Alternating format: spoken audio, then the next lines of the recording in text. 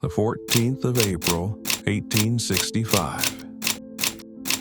The deadly Civil War is over as the Confederate General Robert E. Lee surrendered at the hands of General Ulysses S. Grant at McLean House, Appomattox, Virginia, 5 days earlier.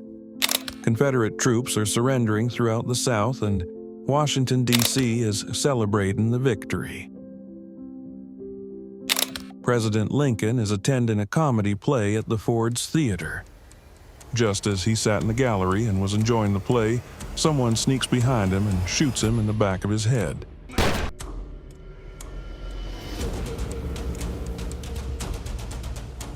The shooter then jumps down from the balcony and runs away.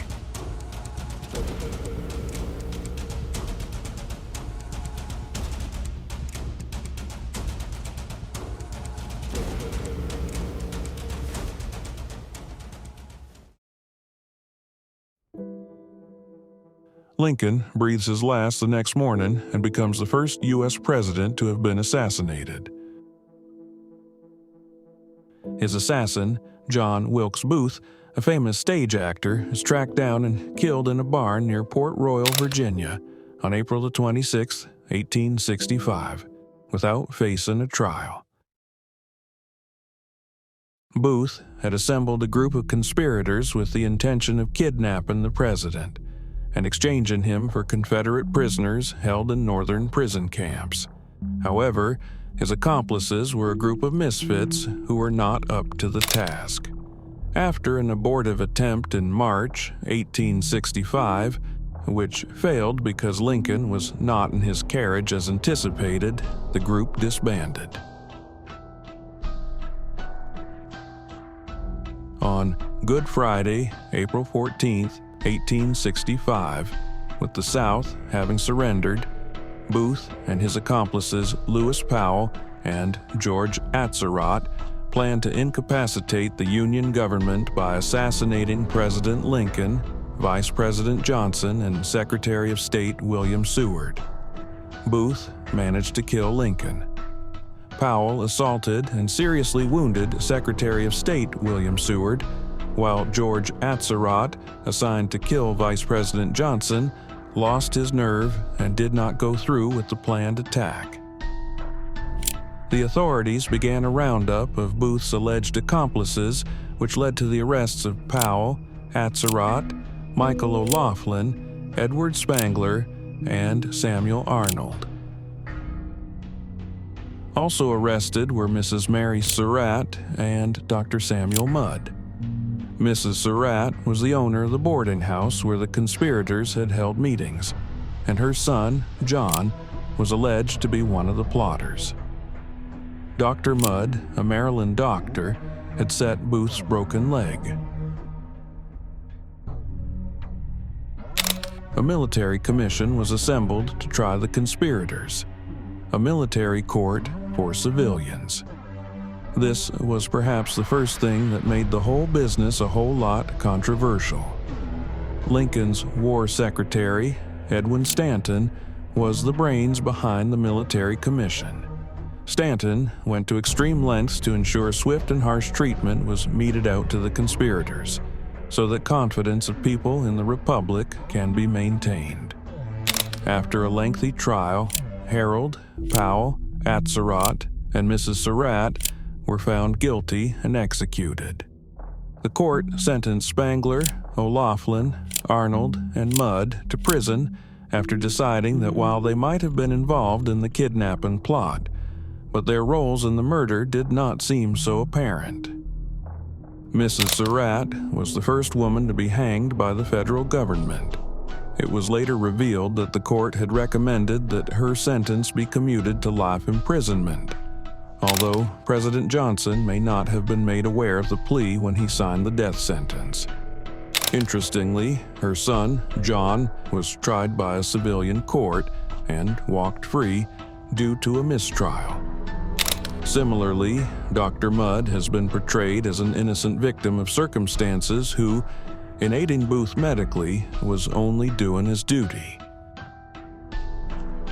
While the government did everything in its power to bury the conspiracy and restore the trust of people, But conspiracy theories never fully went away. The actual small-scale conspiracy has always been discounted for a much larger one. Jefferson Davis, the Confederate president, was accused of masterminding Lincoln's assassination, but the charge was later dropped. It was easy to point fingers at the South for Lincoln's assassination given the situation. However, the emphasis gradually began to shift so that by 1867 hints were raised that President Andrew Johnson might have been behind Lincoln's murder. Johnson's political enemies, who were then trying to impeach him, portrayed him as profiting from the president's death by gaining power for himself. Edwin Stanton and the radical Republicans hated Lincoln's lenient policies toward the South and took advantage of his death to institute a reign of terror and substitute their own harsh Reconstruction program.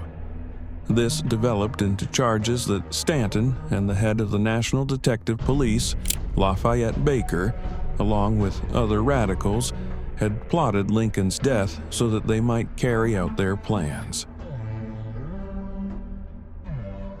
The military trial was seen as a means of ensuring silence and as a way to execute Booth's accomplices before they could make embarrassing statements or tell what they knew. Interestingly, one of the more persistent theories that has grown out of these allegations is that John Wilkes Booth did not actually die in that barn, but someone else was killed in his place. It has been suggested that government officials were aware that Booth was alive, but covered up the fact to shield their own participation in Lincoln's murder. Rumors of Booth's escape began almost simultaneously with his reported death. Booth's remains were buried unceremoniously, but when the government sought to mislead the public by suggesting the body of Booth was dumped into the Potomac, rumors began to develop that the body in question was not that of Lincoln's assassin. In 1867, a certain James Campbell wrote a letter to the New York Times stating that while he was in Calcutta, India, he had heard a certain William Tolbert wager £500 that in 6 months' time he would prove that Booth was still alive and in good health. He wondered why a man would wager so much money if the story was not true. While such rumors might have eventually died out, several books appeared which kept these theories alive. Lawyer Phineas L. Bates wrote The Escape and Suicide of John Wilkes Booth, in which he attempted to prove that a Texas acquaintance, John St. Helen, was none other than John Wilkes Booth. St. Helen, who at one time believed he was dying, allegedly confessed his identity to Bates. When he miraculously recovered from his illness, he added other details, including the revelation that Andrew Johnson had been behind his plot to kill Lincoln and that the government had mistakenly killed a man named Rudy or Roby, and not Booth. In 1903, a certain David E. George committed suicide in Enid, Oklahoma. The newspapers reported that George had been making statements before his death that he was John Wilkes Booth. When Bates hastened to Enid, he identified the body as that of John St. Helen and confirmed that this was indeed Lincoln's assassin. The undertaker allowed Bates to take possession of the embalmed remains, which were kept in his garage for a number of years before becoming an attraction in traveling carnival shows. From time to time, the mummy was subjected to probing, such as with X-rays, in an attempt to prove conclusively whether the body was Booth's. Pictorial and popular magazines obligingly publicized this scientific investigation. Another book along these same lines was This One Mad Act by Isola Forrester, a self-styled granddaughter of John Wilkes Booth. After her mother died, Miss Forrester came into possession of family papers which convinced her that Booth had been her grandfather. An attempt was made to tie all these threads together in the 1977 book and movie The Lincoln Conspiracy. The authors claimed to have discovered important new manuscripts, including missing pages of Booth's diary, that conclusively proved that Booth survived. Booth supposedly was intimately involved with several groups, including Maryland planters, Northern businessmen, and radical Republicans to either kidnap or kill the president. However, since Booth proved to be inept in carrying out his mission, the task was assigned to James Boyd, a former Confederate soldier who bore a striking resemblance to Booth. The egotistical Booth, however, was not a man to be deterred so easily, and before Boyd could act, Booth murdered the president. Frightened government officials who knew that Booth, if captured, could reveal their own involvement in the murder, decided that Booth must be hunted down and killed. Boyd, who knew the countryside well, along with David Harold, who was arrested because of his association with Booth in the kidnapping scheme, were sent with government detectives to aid in the pursuit. Their cooperation was ensured by threatening them with death if they refused. Fearing that their knowledge placed them in a precarious position, Boyd and Harold escaped from the detectives and were hiding in Richard Garrett's barn on April 26, 1865. In the darkness, the troops, who only knew Booth from his photograph, killed Boyd. When the government discovered the error, it was decided it was better to have a dead Booth, even if it was the wrong person, and thus the cover-up began.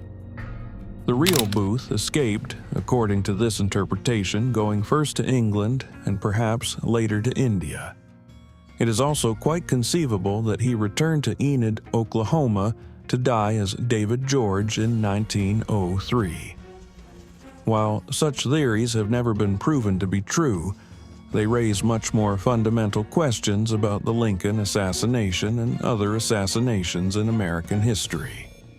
Why, if they are not true, have they been so persistent?